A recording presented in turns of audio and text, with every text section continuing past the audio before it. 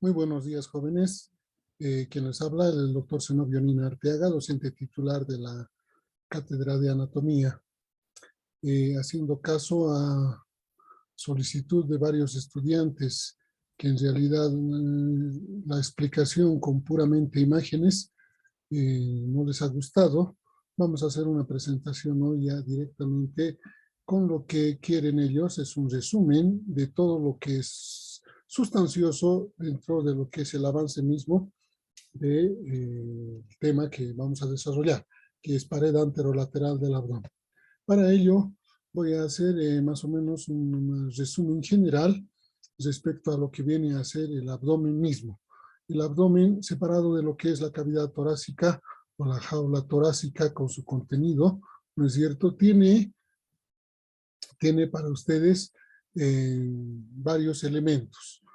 Por una parte, se encuentra separado de la cavidad torácica por el diafragma, como saben, ¿no es cierto? Y por debajo tiene continuidad con otra cavidad, que es la cavidad pélvica, y los órganos que se encuentran contenidos parcialmente están contenidos también en lo que es el tórax mismo. Hablamos de lo que es la región del hipocondrio derecho y el izquierdo, y ocultos tras lo que viene a ser el ilion, el hueso coxal.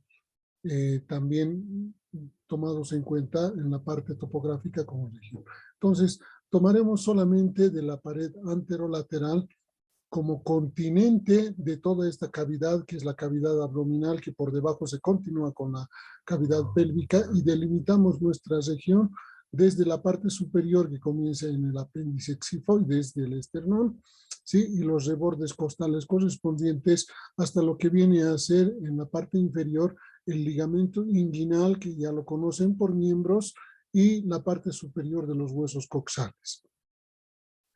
Hay que también mencionar que la parte posterior o la pared posterior ya hemos estudiado con la columna vertebral y algunos de los músculos del dorso que se han visto en prácticas anteriores. Topográficamente podemos dividir el abdomen en cuadrantes, así trazando una línea transversal que pase por el reborde costal y por la cresta ilíaca, otra línea transversal, las cuales van a ser divididos por dos líneas o planos sagitales que pasan por la parte media de la clavícula y la parte media del ligamento inguinal, de tal forma que vamos a tener topográficamente 9 cuadrantes. Estos cuadrantes en la parte superior vienen a estar conformados por el hipocondrio derecho y el hipocondrio izquierdo, y en la parte central por el epigastrio.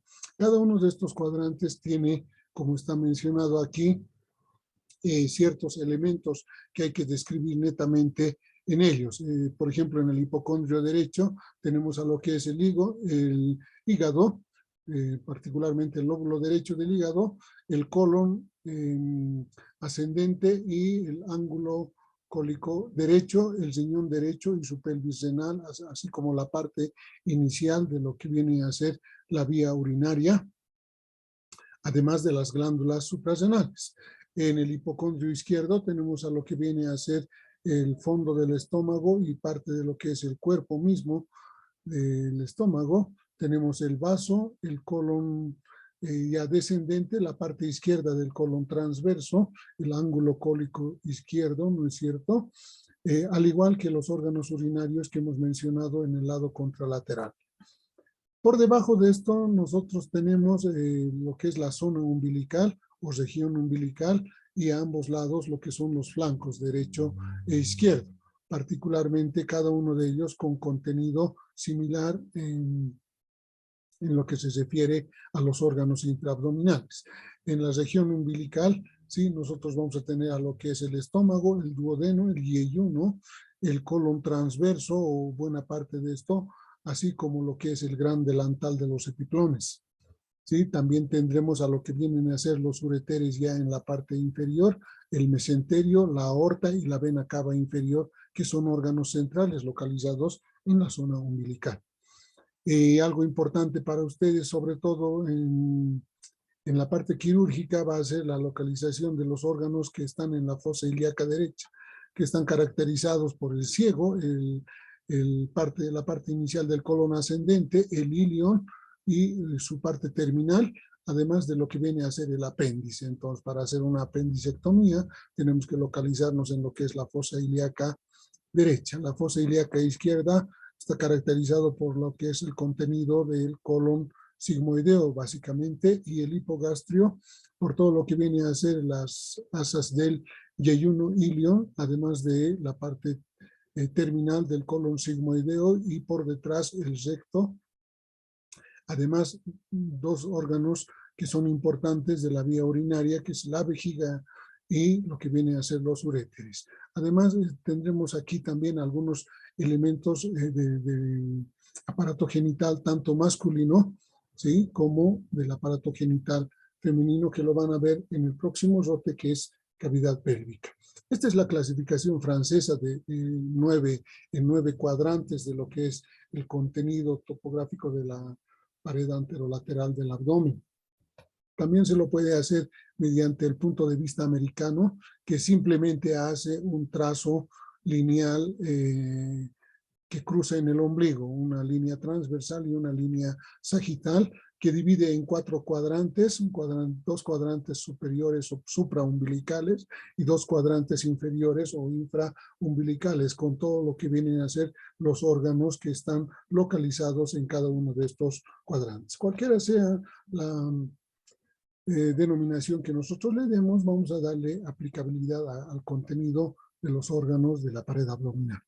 Finalmente, ingresando ya en la descripción mismo de lo que es la pared abdominal, ya no el contenido, sino el continente, ¿sí?, tenemos que de superficie a profundidad vamos a tener nosotros que describir lo que viene a ser la piel, ¿sí?, un tejido celular laxo o un tejido celular subcutáneo que es diferente por encima y por debajo del ombligo. Particularmente por debajo del ombligo tenemos que describir 2 capas, una capa adiposa, ¿sí?, que es la fascia de Camper, y otra capa que es membranosa, la fascia de Scarpa. Estas capas están por encima de las fascias de los músculos de la pared abdominal.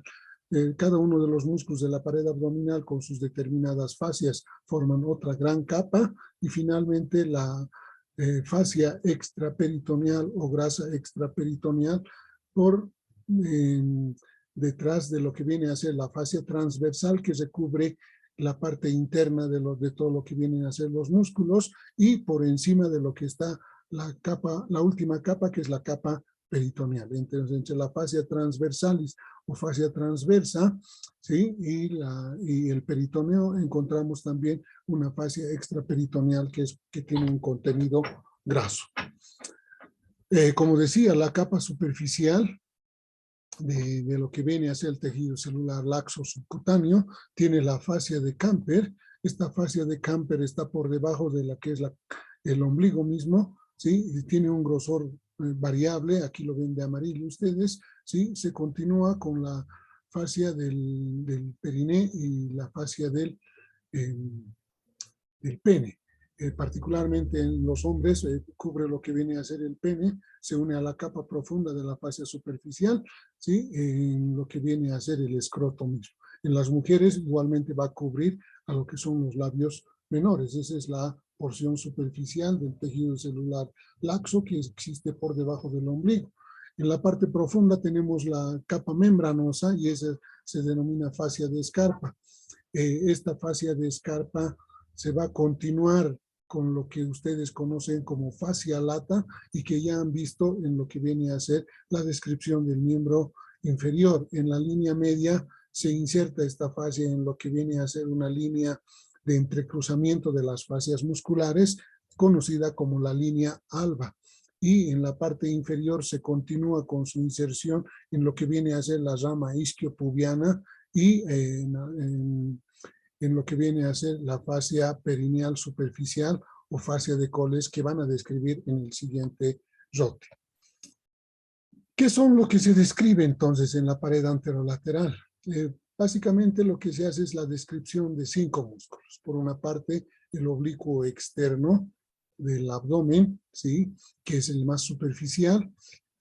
Por dentro tenemos el oblicuo interno. Si se dan cuenta ustedes, el oblicuo externo tiene fibras descendentes anterior e inferior, además de medialmente. El oblicuo interno tiene más bien fibras ascendentes, ¿sí? Por dentro del oblicuo interno tenemos al transverso del abdomen y finalmente en la parte anterior dos músculos. Por una parte el recto mayor del abdomen y en la parte inferior vamos a describir a lo que es el músculo piramidal. Comencemos por lo que es el oblicuo externo. Este oblicuo externo u oblicuo mayor, también llamado, es un músculo ancho, ¿sí? Tiene inserciones. En la parte posterior es tendinoso, ¿sí? Y en la parte superior se va a insertar en todo lo que viene a ser los 6 o 7 últimas costillas, además de uno de los cartílagos costales.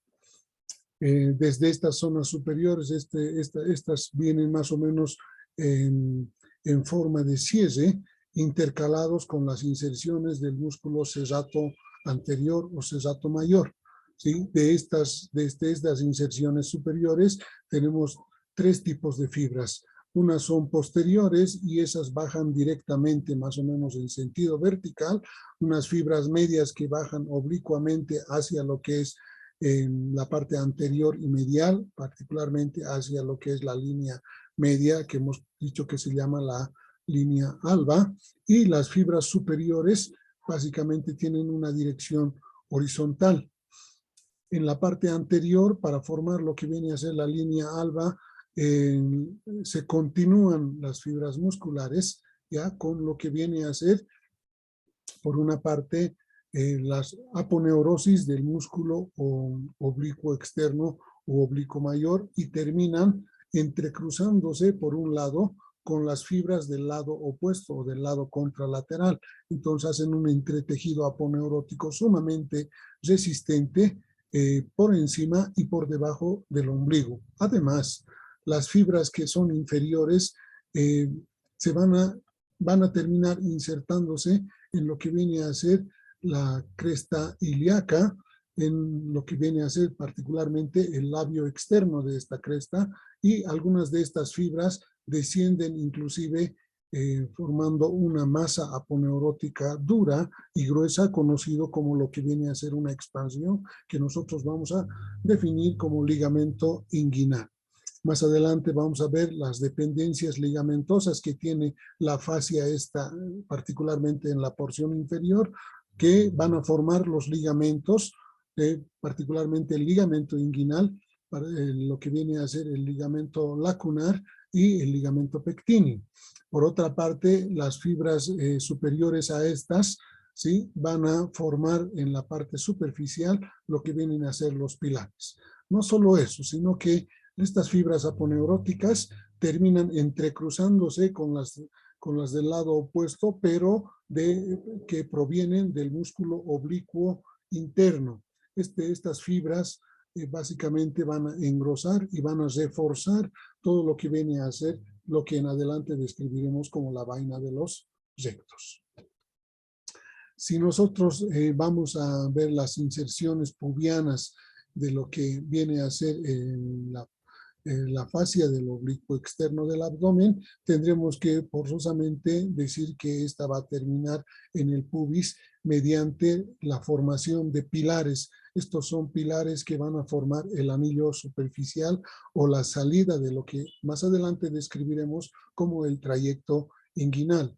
Las fibras inferiores van a formar lo que es el pilar lateral, ¿sí? Las fibras inmediatamente superiores a estas van a formar lo que es el pilar medial, pero van a entrecruzar al segmento, al lado contralateral, y van a terminar insertándose en lo que es el tubérculo del pubis y en la cara anterior del pubis del lado opuesto. Igualmente del lado izquierdo tendrán que ir al lado derecho.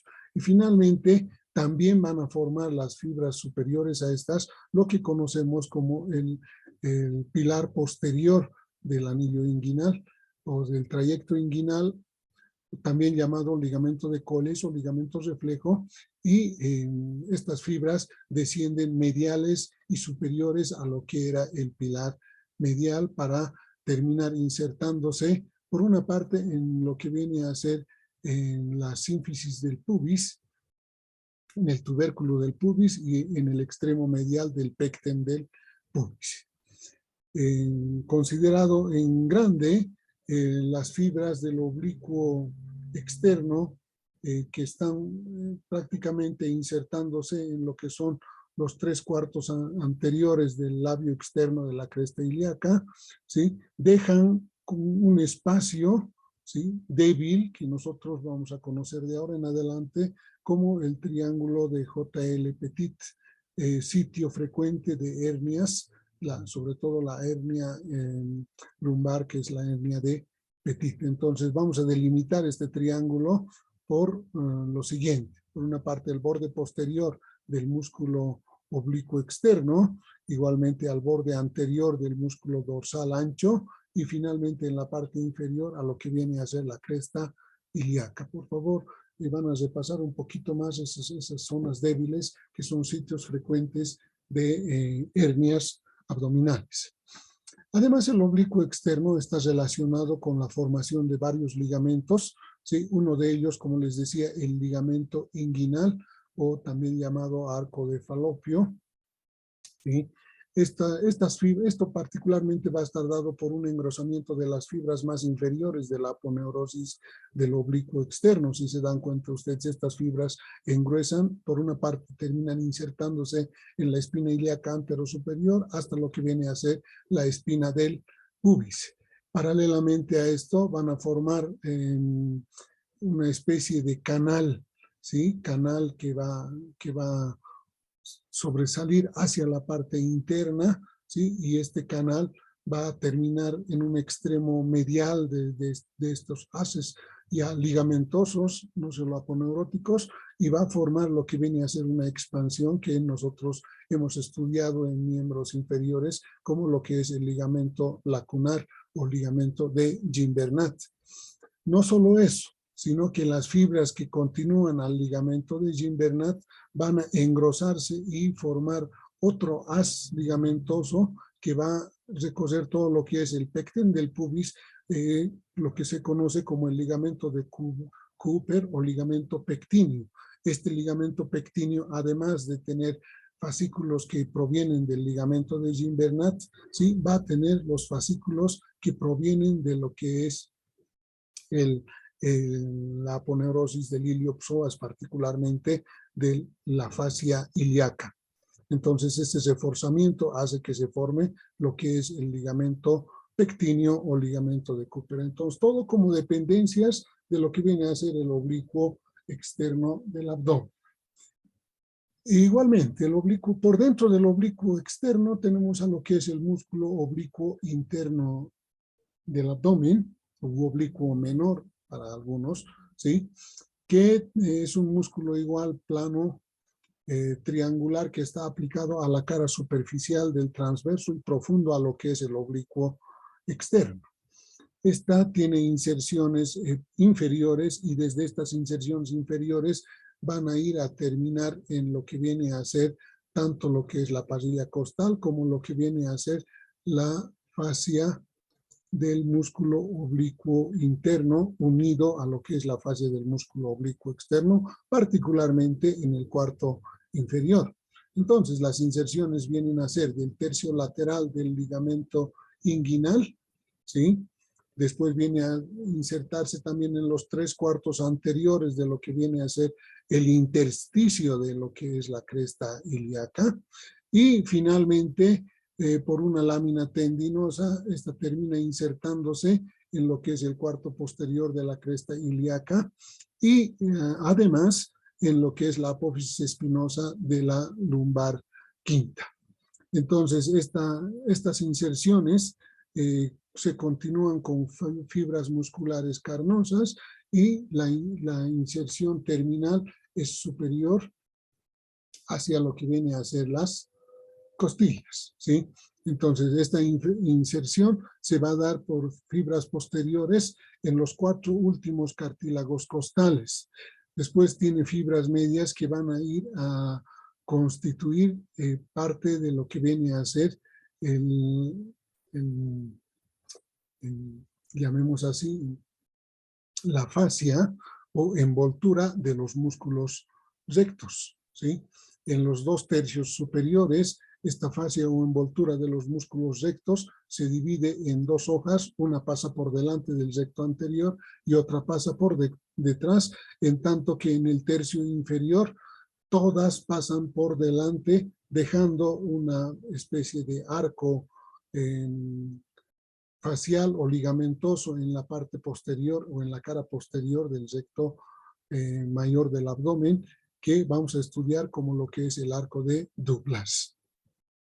Las fibras inferiores de este músculo, particularmente las que nacen en el ligamento inguinal, se van a conjuncionar con lo que viene a ser el músculo transverso del abdomen y van a formar lo que es la os inguinal o tendón conjunto.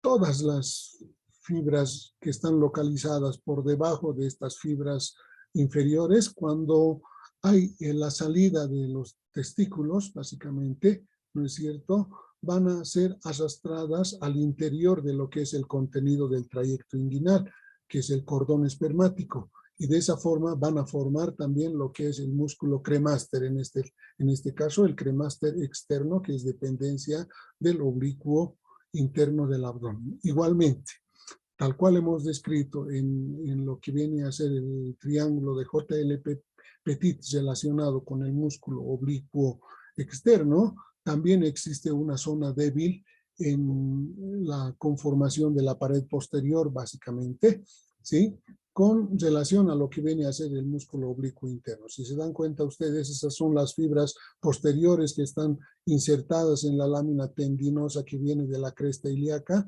y de la apófisis espinosa de la quinta lumbar. Entonces dejan un segmento libre. ¿Por qué? Porque el músculo erector de la columna, al igual que el borde inferior de la 12ª costilla, va a formar una especie de triángulo, ¿sí?, que muchas veces es convertido en un cuadrilátero por la inserción del músculo serrato posterior menor. Entonces, este triángulo es convertido por esta inserción del músculo serrato en un cuadrilátero que es conocido como el cuadrilátero lumbo-costo-abdominal, o también llamado cuadrilátero de Greenfield. Es una zona débil también de la pared posterior en relación a lo que es el músculo oblicuo interno. Finalmente, el transverso del abdomen, que es el más profundo de los músculos, tiene sus inserciones, contando desde las inserciones cartilaginosas que tiene en la 7ª, en la 8ª y en la 9ª, en el 9º cartílagos costales, y unas inserciones óseas entre lo que viene a ser el 10º, el 11º y el 12ª costilla. Además de eso, tiene una inserción en las 4 primeras apófisis costiformes de lo que viene a ser las 4 lumbares. Acuérdense que la apófisis espinosa de la quinta lumbar más bien daba inserción al oblicuo interno. Entonces, para que se acuerden, los 4 apófisis costales de los 4 primeros lumbares van a dar inserción a lo que viene a ser el transverso del abdomen conjuntamente con lo que es la fascia tóraco-lumbar, ¿sí? Desde el vértice de estas apófisis, y la continuación de la inserción es en el labio interno de la cresta ilíaca, particularmente en lo que viene a ser los 2/3 de la cresta ilíaca, y finalmente también el tercio lateral o el tercio externo del ligamento inguinal. Desde esos orígenes, el transverso del abdomen se dirige anteriormente, ¿sí?, termina con sus fibras carnosas, con continuación de una fascia aponeurótica gruesa, muy dura, que va a ser de concavidad, de una curva que describe una concavidad anterior, conocida como lo que es el borde posterior de la línea semilunar de Spiegel. Entonces, conjuntamente con lo que es el músculo oblicuo interno, van a conformar en los 2/3 superiores, se va a unir, diré, a la hoja posterior del oblicuo interno, en tanto que en el cuarto inferior van a formar prácticamente lo que es el tendón conjunto, conjuntamente con lo que viene a ser el oblicuo interno, o a esto le llamamos también nosotros os inguinal, y el borde arqueado que tienen tanto el transverso como el oblicuo interno del abdomen va a constituirse en lo que es la formación del techo del trayecto inguinal. Acuérdense de esta imagen. Además que también al arrastrar el testículo, también va a arrastrar a las fibras del transverso, particularmente las fibras que son más inferiores y que están en la vecindad, para formar el músculo cremaster, en este caso el cremaster interno. Finalmente, vamos a hacer la descripción de los dos últimos músculos, una parte del recto anterior. El recto anterior del abdomen es un músculo grueso alargado que va desde el pubis hasta lo que viene a ser la parrilla costal en la parte superior. En la parte inferior, el origen se da por una parte en lo que viene a ser la cara anterior del pubis y la cara anterior de la sínfisis del pubis. ¿Sí? Lateralmente existe una pequeña expansión. Esta expansión aponeurótica prácticamente se conoce como el ligamento de Henle, se convierte como ligamentosa y va a insertarse en lo que viene a ser el pecten del pubis.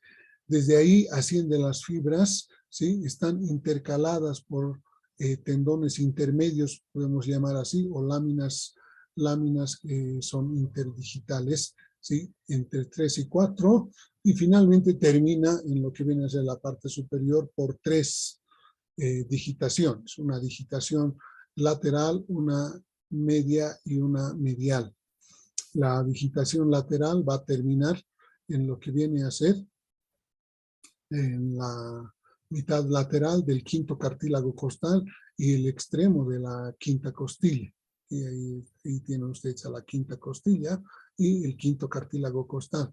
En tanto que la digitación media va a terminar en la cara externa y el borde inferior del sexto cartílago costal. Y finalmente la digitación medial, que es esta otra, va a terminar en el borde inferior del séptimo cartílago costal y en el cartílago que une la apófisis xifoides del esternón a la séptima costilla, ¿sí? Estas bandas fibrosas hacen que cuando tenemos suficiente ejercicio del músculo recto abdominal anterior, ¿sí? Protruyan lo que viene a ser las fibras carnosas y hagan depresiones que son característicos en aquellas personas que tienen ejercicio amplio de lo que es los ejercicios abdominales. Ambos rectos abdominales están separados por esta estructura que nosotros conocemos como la línea alba, que no es nada más que el entrecruzamiento de los fascículos aponeuróticos de los otros músculos de la pared anterolateral del abdomen, ¿sí? Y este entrecruzamiento se convierte en una especie de denso, tejido celular denso, ¿ya? Que se extiende desde la parte del ombligo hacia arriba y hacia abajo. Entonces, prácticamente el músculo recto del abdomen no tiene aponeurosis, entonces depende de la envoltura que le hacen el resto de los músculos desde el oblicuo externo hasta el transverso del abdomen, ¿sí? Tanto en la parte superior como en la parte inferior. El último músculo que tenemos que describir es el piramidal. Este es un músculo de forma triangular, ¿sí? Es inconstante, hay que decirlo, ¿sí? Pero siempre va a estar localizado de existir por delante de lo que es el músculo recto anterior y también va a estar envuelto por lo que viene a ser la hoja anterior de la vaina de los rectos. Tiene origen por fibras tendinosas en la cara anterior de la sínfisis del pubis y en la parte medial de lo que es el pubis, el ángulo del pubis, ¿sí? Asciende medialmente y termina insertándose en la parte inferior de lo que es la línea alba. Como dijimos, hay que hablar sobre la vaina de los rectos. Tiene un comportamiento diferente, tanto en la parte superior, en los 2/3 superiores o en los 3/4 superiores y un comportamiento inferior en el cuarto inferior. En los en las 3/4 partes superiores, ¿sí? La aponeurosis anterior del músculo oblicuo mayor o oblicuo externo, ¿sí? Se une en el borde lateral del recto anterior a la división anterior de la aponeurosis del oblicuo interno. ¿Qué quiere decir? El oblicuo interno se divide en dos hojas, una anterior y otra posterior, que pasan anterior y posteriormente al músculo recto mayor del abdomen y se entrecruzan, ¿sí? Reforzándose con fibras del oblicuo mayor en la parte media para formar la línea alba. La capa posterior, ¿sí? Esta capa posterior va a unirse además a lo que viene a ser la aponeurosis o la hoja aponeurótica que continúa a los haces carnosos del músculo transverso del abdomen y juntos, o sea, la hoja posterior del músculo oblicuo interno y la hoja completa de lo que viene a ser el transverso van a formar la hoja posterior de la vaina de los rectos, reitero, en las 3/4 partes superiores. En tanto, en el cuarto inferior, ¿sí? Todas las hojas pasan por delante del recto. ¿Qué quiere decir? Que al pasar todas por delante del recto, dejan desnudo la cara posterior prácticamente del recto mayor del abdomen en el cuarto inferior. Y eso ya prácticamente va a estar solamente cubierto por esta capa que es la fascia transversalis y por esta capa que en realidad viene a constituir el peritoneo parietal. De tal forma que cuando nosotros veamos la cara interna, vamos a hacer un poco, cuando nosotros veamos la cara interna, vamos a ver nosotros que en los 3/4 superiores va a estar cubierto por fascias del transverso y del oblicuo menor y en el cuarto inferior prácticamente va a estar desnudo y a este arco que ustedes están viendo a este nivel, ¿sí? Va a determinarse la formación del arco de Douglas. No solo eso, sino que este arco de Douglas va a continuarse con un ligamento que envuelve a lo que es el orificio profundo del trayecto inguinal. Entonces es la importancia de conocer muy bien el comportamiento de lo que viene a ser la hoja anterior y la hoja posterior en el cuarto inferior de la vaina de los rectos.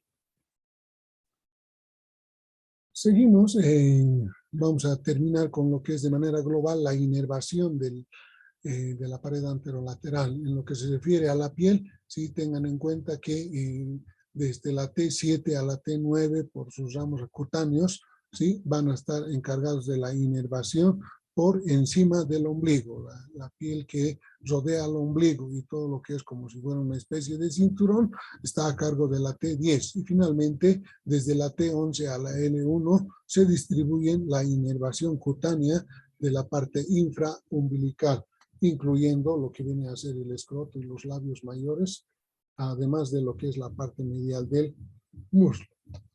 En lo que se refiere a la inervación muscular en la parte profunda, ¿sí? Va a estar dado por los nervios raquídeos de la T7 a la T12, inclusive la T1. La L1 o lumbar 1 va a participar por medio de los nervios iliohipogástrico e ilioinguinal. Los demás van a inervar los músculos. ¿Por qué? Porque se localizan prácticamente entre lo que es el oblicuo interno y el transverso y en la porción profunda inervan a lo que es tanto lo que es el oblicuo interno, el transverso y además del recto anterior del abdomen y las mismas raíces prácticamente van a inervar en su porción superficial a lo que es el músculo oblicuo externo. La irrigación cutánea, ¿sí? Tenemos que tomar en cuenta que existen las arterias epigástrica superficial, rama de la arteria femoral, además de la circunfleja ilíaca superficial, que se van a unir a las arterias musculofrénica, que es la rama terminal de la arteria mamaria interna, y la rama superficial de las arterias lumbares. En tanto que la inervación, la irrigación de lo que es en la parte muscular va a estar dado en la porción superior por la arteria epigástrica superior, que es rama terminal de la arteria torácica interna o mamaria interna, rama de la subclavia, y la porción de las arterias intercostales en su extremo anterior, la décima, la undécima y la doceava subcostal. Estas se unen a las arterias lumbares, particularmente las 4 arterias lumbares, y por debajo se van a unir a lo que es la arteria epigástrica inferior, que es una arteria importante de la arteria ilíaca externa, un ramo importante de la arteria ilíaca externa, además de lo que viene a ser en las ramas parietales de la arteria ilíaca interna, que van a estar constituyendo, por una parte, el ramo anastomótico entre la arteria epigástrica y la arteria obturatriz. Todas estas arterias y venas, en realidad las venas son satélites de las arterias, van a formar ricos plexos a nivel de lo que es la pared anterolateral del abdomen, ¿sí? Y van a constituir también un punto importante para aquellas personas que piensan dedicarse a la cirugía, sobre todo cirugía general, y que las estudien correctamente para no hacer sangrar mucho a sus pacientes. Finalmente, profundamente a todo este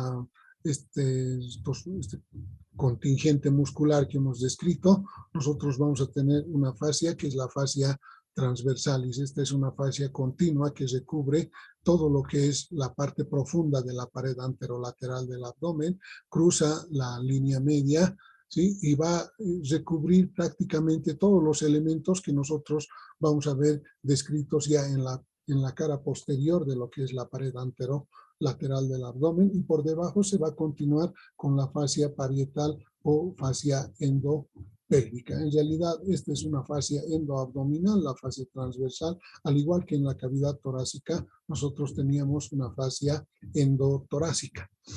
¿Sí? La fascia endoabdominal o fascia transversalis está recubierto por dos cosas profundamente. Por una parte, por lo que viene a ser el peritoneo, porque como saben es recubrimiento general tanto de los órganos y la pared abdominal. El de los órganos será un peritoneo visceral y el de la pared abdominal será un peritoneo parietal. Por fuera del peritoneo parietal tenemos una fascia extraperitoneal que muchas veces tiene panículo adiposo, o sea, grasa extraperitoneal, y por eso lo contiene, por eso diremos contiene, algunos lo confunden como grasa extraperitoneal que contiene a los vasos profundos de la pared abdominal. Visto desde una superficie interna, cubierta prácticamente por lo que es tanto la fascia transversalis como lo que viene a ser la grasa extraperitoneal y el peritoneo, tenemos que describir nosotros ciertos pliegues o levantamientos que tiene la pared anterolateral del abdomen. Uno de ellos es el pliegue umbilical medio, este que están viendo aquí. Ese pliegue umbilical medio no es nada más que un solo levantamiento de lo que es el peritoneo y la fascia transversal, por lo que viene a ser el uraco. ¿Sí?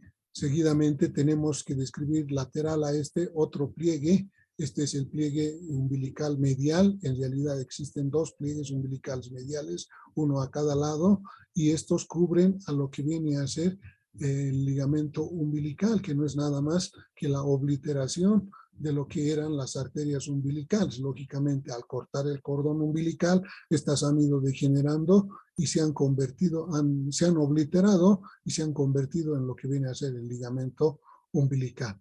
Y finalmente, lateral a este, ustedes están viendo aquí los vasos ilíacos externos, ¿sí? Como una rama colateral tenemos a lo que son las arterias y venas epigástricas, ¿sí? O los vasos epigástricos inferiores, que van a formar el pliegue umbilical lateral. Ahora que tenemos un pliegue umbilical medio, otro medial y otro lateral, ¿sí? Entre estos van a formarse lo que viene a ser las fosas peritoneales. Estas fosas peritoneales se distinguen en una fosa inguinal interna o supravesical, que es esta, una fosa inguinal medial donde tenemos que describir prácticamente otra zona débil delimitada por lo que viene a ser la arteria o los vasos epigástricos inferiores, el borde lateral del recto del abdomen y por debajo el ligamento inguinal. Este triángulo es conocido como el triángulo de Hesselbach, que también es un punto débil de la pared abdominal anterior. Y finalmente las fosas inguinales laterales, que están laterales a lo que es el pliegue formado por la arteria y vena umbilical. Entonces, de esa forma, en la parte interna tenemos la descripción de los pliegues y las fosas peritoneales correspondientes. Ahora vamos a hablar un poquito de lo que es trayecto inguinal, y para no cansarnos mucho y hacer una parte esquemática, el trayecto inguinal no es nada más, algunos lo llaman conducto inguinal, para otros era canal inguinal. En realidad, conducto no podía ser, porque conducto tiene que ser algo predeterminado según estos autores, y este conducto no estaba hecho, estaba formado como un canal por donde ha migrado particularmente los testículos, y por lo tanto tiene como contenido al cordón espermático en el varón y a lo que es el ligamento redondo del útero en la mujer. Este trayecto inguinal no es nada más que un trayecto localizado desde la parte profunda de la cavidad abdominal hacia la parte superficial, que más o menos mide unos 12 centímetros de longitud. Entonces tiene un orificio profundo, que es el orificio de entrada, un conducto mismo que está dado por varios elementos, y un orificio superficial que está dado por lo que viene a ser particularmente el anillo superficial o el orificio superficial del trayecto inguinal. Vamos a ver cómo están formados cada uno de estos. Vamos a empezar por lo que viene a ser las paredes del trayecto inguinal. En realidad no es tal, pero podemos decir que tiene 4 paredes, ¿sí? De las cuales la pared anterior es la más sencilla. Como se dan cuenta ustedes aquí, está formada por lo que viene a ser la porción terminal de la fascia del oblicuo externo, que va a formar toda la pared anterior, y en el extremo anterior, llamemos de ese, va a dividirse para formar lo que viene a ser tanto lo que es el orificio superficial como pilar lateral, y con conjunciones del lado contralateral, el pilar medial de lo que viene a ser el anillo superficial.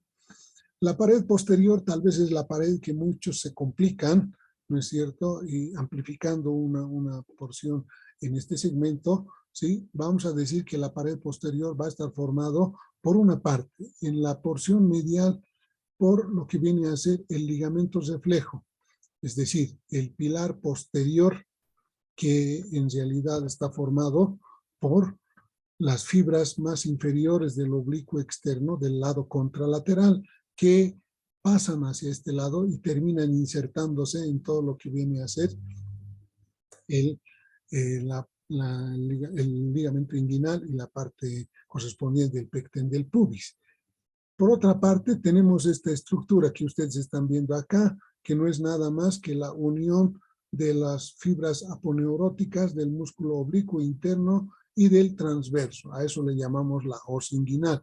Entonces, en una primera porción, la pared posterior va a estar formada por el ligamento de Coles. En una segunda porción va a estar formado por lo que es el tendón conjunto, ¿sí? Que no es nada más que, digo, la porción aponeurótica del oblicuo interno y del transverso.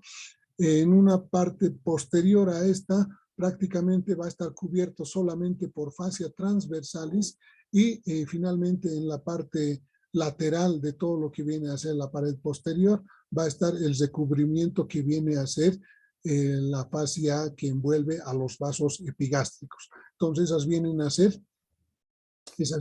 vienen a ser las 4 porciones que tiene la pared posterior de este trayecto inguinal. Tiene también un techo. Este techo va a estar constituido por este arco músculo aponeurótico de los músculos transverso y oblicuo interno. Y finalmente el suelo, si recuerdan una imagen anterior, ¿sí? Está dado por el tracto iliopúbico, el surco que determina ese tracto iliopúbico antes de formar el ligamento lacunar y el mismo ligamento lacunar, ¿sí? Tiene un orificio o anillo inguinal profundo, que en realidad lo estamos viendo desde la cara posterior, que repasando, nosotros tenemos a lo que viene a ser esta porción que vendría a ser el tendón conjunto y el ligamento de Gimbernat, ¿sí? Que va a estar reforzado por lo que es la parte lateral del ligamento interfoveolar. ¿Y qué es el ligamento interfoveolar? No es nada más que una dependencia de la hoja posterior de la vaina de los rectos que se introduce hacia la parte inferior y va a hacer una envoltura de concavidad superior al orificio profundo del trayecto inguinal. En realidad vendría a estar y aquí haría la función de reflexión, llamemos así, el ligamento interfoveolar, para formar conjuntamente con esto que están viendo aquí, que es la fascia transversalis, una invaginación o entrada o orificio profundo de lo que es el trayecto inguinal. Tiene como contenidos a esto que están viendo aquí, que es probablemente es el cordón espermático, pero en realidad formado por esto que es el conducto deferente. Este conducto deferente, o en la mujer el ligamento redondo, va a estar acompañado por los vasos espermáticos que vienen desde la aorta y van a introducirse.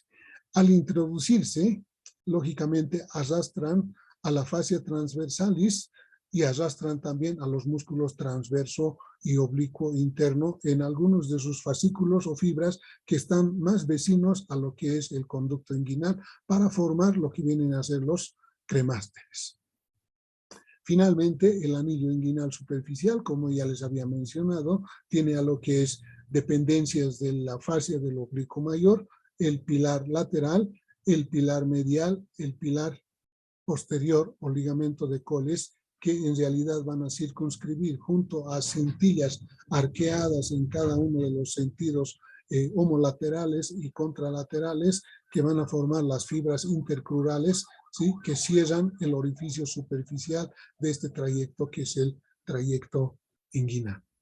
Bueno, esa es una visión básica, llamemos así, de lo que es la práctica que tenemos que desarrollar, que es pared anterolateral del abdomen y trayecto inguinal. Muchas gracias, jóvenes. Se les agradece y será hasta una próxima oportunidad.